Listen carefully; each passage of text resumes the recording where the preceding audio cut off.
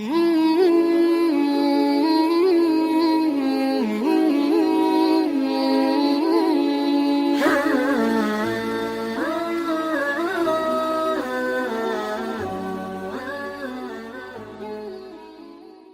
kita punya masalah, kita coba bangun awareness, oh Allah pengen membersihkan dosa-dosa saya nih. Terus kita berdoa, ya Allah bantu saya, ya Allah tolonglah saya, istighfar. Saya kadang-kadang ngerasa nih, kalau ada dosa, ada kesalahan, ada kekeliruan yang saya lakukan misalnya gitu, kalau saya nggak kuat istighfarnya, bentar lagi akan diuji sama Allah. Ujinya macam-macam, alhamdulillahnya ujiannya masih ketahan. Pasti diuji sama Allah. Kalau istighfarnya nggak kuat, taubatnya tuh nggak kuat, langsung diuji sama Allah. Dan saya langsung sadar, oh benar berarti yang tadi ini lagi dihapus sama Allah. Perkencang lagi, perkuat lagi istighfar. Kenapa? Karena kalau istighfar kita kuat, berarti kan dosa kita dihapus dengan istighfar ya. Otomatis ujian kita durasinya berkurang. Makin kuat istighfar, makin berkurang. Kalau istighfarnya udah mantap, udah selesai, Allah cabut tuh ujian kita. Diganti dengan kebaikan.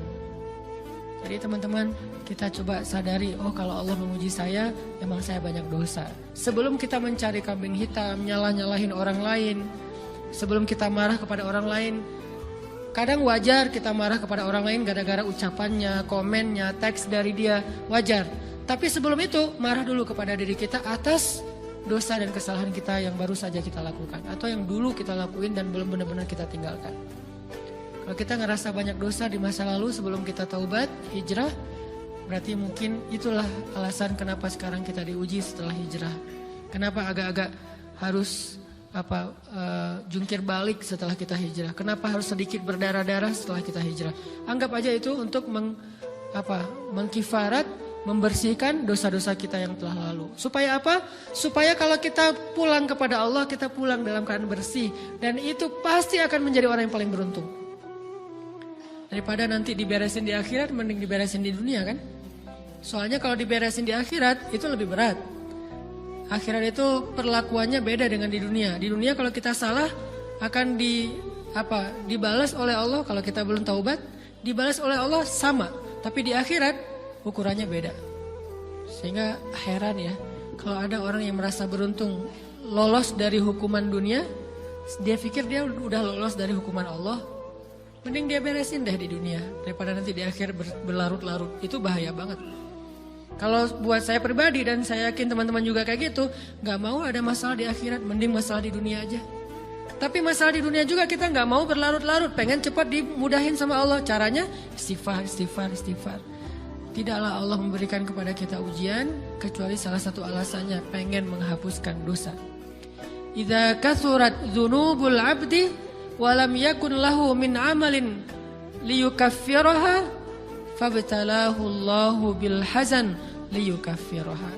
Kalau seorang hamba banyak dosa dan dia nggak cukup amal untuk mengkifarat dosa-dosanya, Allah akan menguji dia dengan rasa sedih, dengan rasa kecewa, dengan rasa berat, sakit hati untuk mengkifarat dosa-dosanya. Itu yang kita bangun. Sehingga kalau ada masalah sama orang lain, kita memperbaiki diri dulu. Bukan sibuk dengan kesalahan dia terus menerus yang gak mau kita maafin. Misalnya ada teman kita nih, jadi clash sama kita.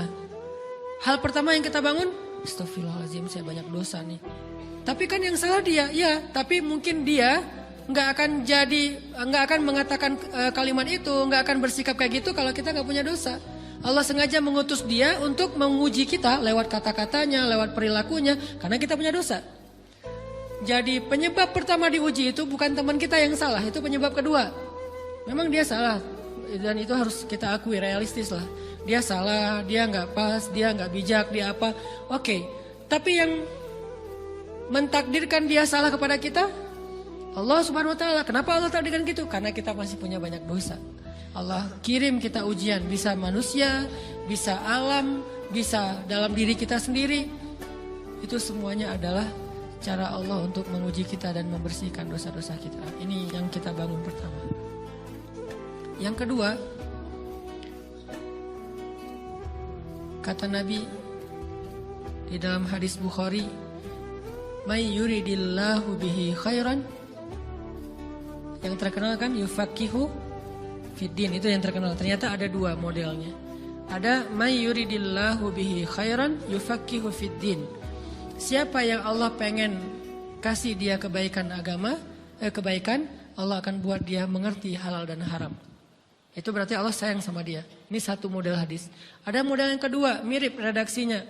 May yuridillahu bihi khairan yusib min. Hadis Bukhari. Siapa yang Allah pengen ngasih dia kebaikan, Allah uji. Hah? Kok gitu caranya? Ternyata kayak gitu rahasianya. May yuridillahu bihi khairan, may yuridillahu bihi khairan. Siapa yang Allah pengen ngasih dia kebaikan, Allah kasih dia musibah atau ujian. Kenapa bisa seperti itu, Ustaz? Fa inna ma'al usri yusra, inna ma'al usri yusra. Seolah-olah Allah bilang di dalam ayat itu, kalau kalian mau dapat kemudahan, biasanya lewatnya kesusahan dulu. Kalau kalian pengen dapat keberuntungan, biasanya dapatnya kerugian dulu. Tapi keberuntungan dan kerugiannya pasti nggak sebanding. Keberuntungannya jauh lebih besar daripada kerugiannya. Kerugian itu kayak modal doang, DP. Jadi kalau kita mau dapat kejutan dari Allah, Allah kasih kita DP. DP-nya apa? Ujian. DP-nya musibah. DP-nya rasa nggak nyaman. Itu DP tuh. DP terhadap apa? DP dari Allah terhadap hadiah-hadiah besar yang Allah pengen ngasih ke kita setelahnya. Cuman banyak orang yang menolak DP ini. Sama kayak kita misalnya. Kalau kita mau ngasih dia hadiah, kita kasih dia kayak kejutan dulu. Dia lagi ulang tahun nih, disiram air dulu.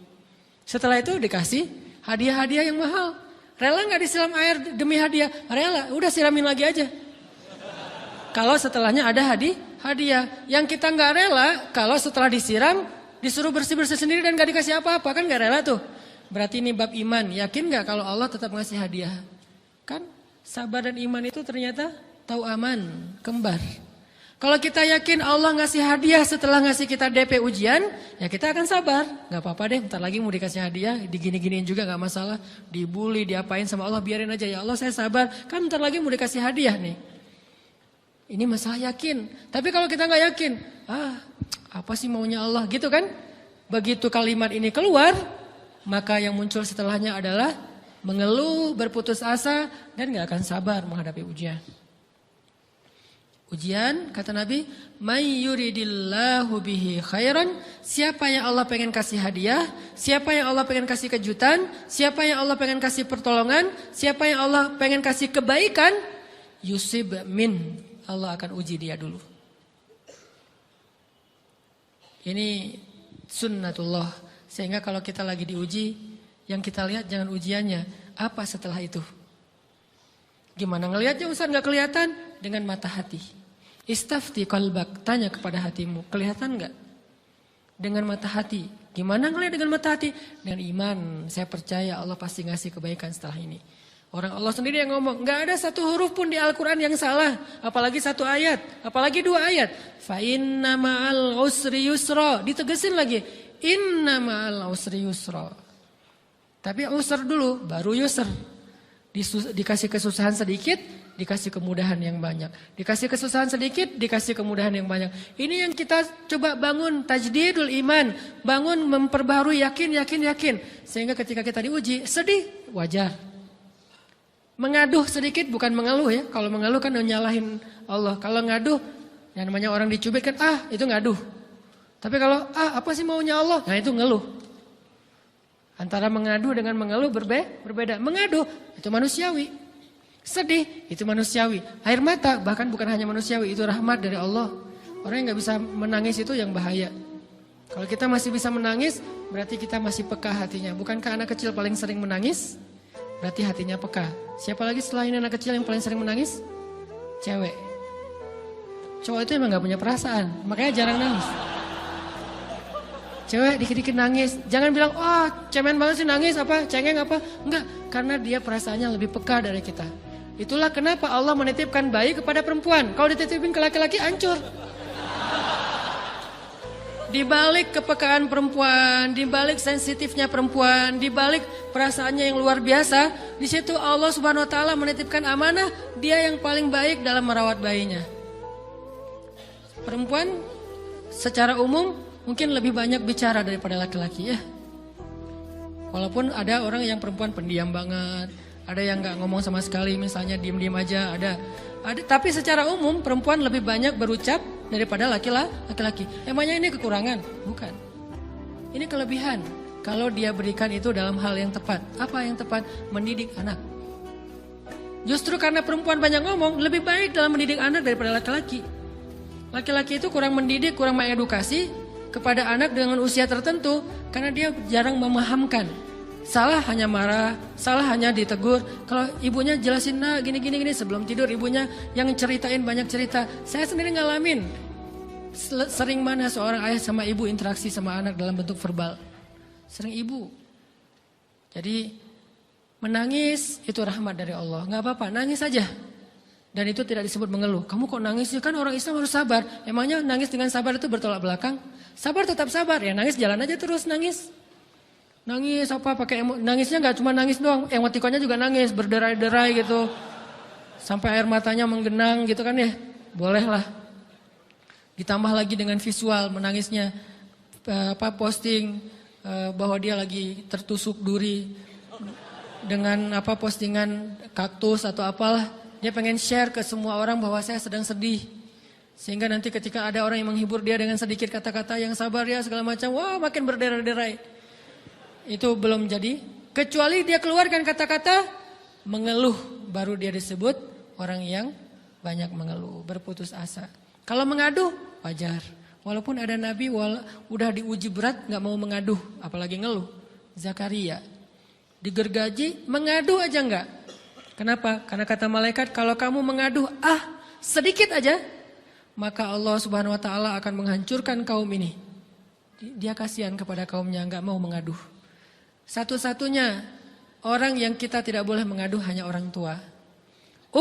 Atau itu mengeluh kalau untuk orang tua. Kalau yang lain enggak disebut mengeluh. Kalau ke teman, malas enggak apa-apa. Jangan sering-sering tapi. Apaan sih? Ke teman boleh. Tapi ke orang tua, saja itu bukan lagi mengadu, itu sudah mengeluh. Khusus untuk orang tua. Kalau di antara manusia. Kalau kepada Allah dan Rasul, pastinya lebih dari itu. Ketika kita diam saja, tidak langsung beranjak sami'na wa ata'na labbaik ya rabbi wa sa'daik, enggak memenuhi panggilan Allah, itu sudah disebut bagian dari kufur ingkar. Tapi minimal kita mungkin masih mengaduh, kita masih menangis, kita masih lelah, kita masih merasa lemah. Setidaknya kita tidak mengeluh. Kenapa? Kita percaya Allah kalau mau ngasih hadiah kepada hambanya, DP-nya itu ujian. Dan yakinlah hadiahnya minimal 10 kali lipat lebih baik daripada ujian itu.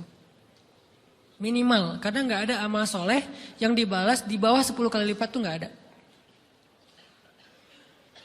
Amal soleh, amal ya bukan niat. Amal yang udah kita kerjakan minimal dibalas 10 kali lipat. Minimal, maksimalnya bighairi hisab, tanpa batas.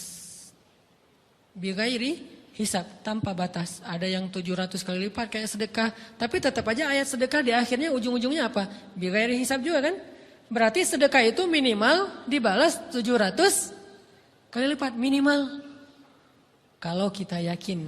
Selalu syaratnya kalau kita yakin. Dan saya ngebuktiin itu banget.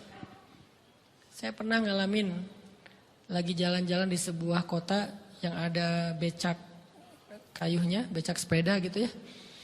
Jalan terus saya bilang, Pak berapa ongkosnya? 20.000. Udah naik aja 20.000. Karena kita keliling-keliling kota, ternyata saya jadi kasihan sama dia 20.000. Kasihan kan 20.000 dibayar keliling kota walaupun pas mampir beberapa tempat mungkin dia dapat tips ya. Tapi saya nggak tega gitu, dia cerita tentang anaknya lagi sekolah, apa segala macam, makin bikin baper kan. Pas selesai, saya kasih dia 100.000. Dari 20.000 dikasih 100.000 karena kasihan.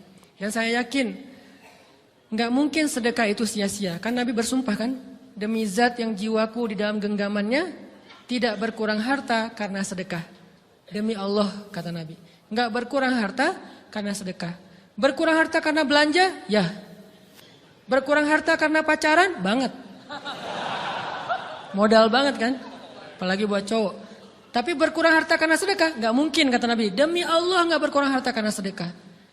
Berkurang harta karena istri? Enggak. Karena memberi kepada istri itu pahalanya lebih gede daripada sedekah. Makanya ngemodalin pacaran setelah nikah itu tumbuh berkah. Modal pacaran sebelum nikah itu apes.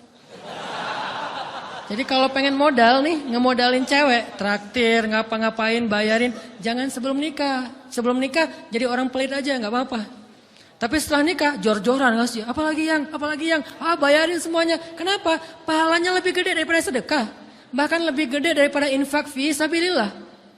Seorang suami memberi nafkah istri, itu pahalanya terkadang lebih besar daripada kita berinfak untuk fi sabilillah, untuk korban perang. Saya heran kalau ada orang sedekahnya rajin tapi ke istrinya kikir, aneh, berarti dia nggak ngerti konsep. Padahal memberi kepada istri itu selama itu kebutuhan pokok ya, dan sedikit entertain, nggak apa-apa asal nggak berlebihan, itu luar biasa. Makanya saya kalau jalan sama istri yang yang mana? Itu yang Onit suka. Oh ya, Onit suka. Kasih aja. Kenapa? Minta ini. Kasih. Selama ada kan kenapa nggak dikasih kan ya? Nanti Allah ganti. Makin rajin kita ngebayarin istri kita, ngebelanjain istri kita, makin Allah ngasih yang kita nggak pernah duga-duga. Sampai istri kita cemburu sama kita. Kok kamu duitnya banyak banget sih? Kan gara-gara aku sering ngasih ke kamu. Ya udah sini lain lagi. Mau ditransfer berapa gitu kan ya?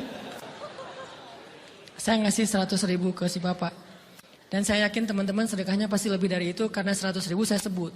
Kalau 1 juta ke atas saya nggak mau nyebut, malu dong, ria ya.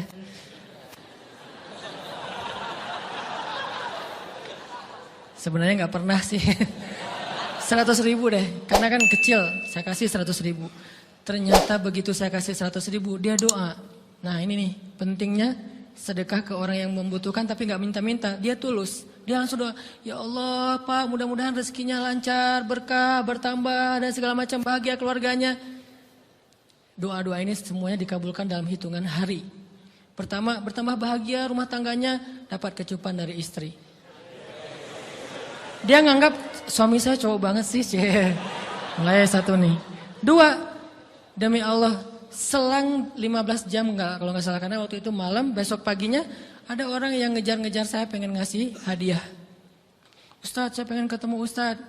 Maaf, saya nggak bisa ketemu sekarang, lagi rush, lagi tight schedule, gitu-gitulah, sok-sok gaya nggak jelas gitu ya. Terus Ustadz, saya pengen banget ketemu. Dia nggak ngomong pengen ketemu apa. Kalau dia bilang mau ngasih duit kan langsung saya prioritaskan kan ya. Berhubung dia nggak ngomong, ya udahlah, saya sosok jual mahal gitu. Tapi yang namanya rezeki kan gimana kita tolak, dia datang kan. Saya nolak. Pokoknya sebentar aja 5 menit nggak akan ganggu waktu Ustadz. Ya udah besok pagi ya pas breakfast gitu. Pakai gaya-gaya dikit breakfast. Pas breakfast, oh ya siap Ustadz. Jam berapa? Jam 8. Udah janjian jam 8. Mungkin orangnya nih dengar live streaming, Pak jazakumullah khair jaza. Makasih banyak, mudah-mudahan Allah tambahkan rezekinya.